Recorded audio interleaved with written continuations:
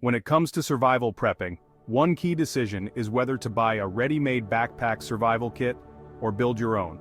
Let's compare the pros and cons to help you decide.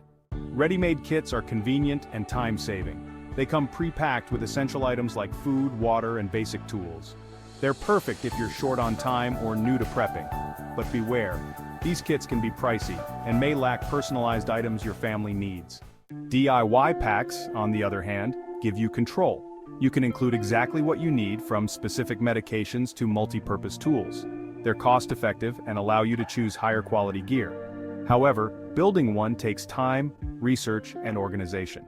The choice depends on your situation. Ready-made kits are great for a quick start, while DIY packs offer customization for long-term preparedness.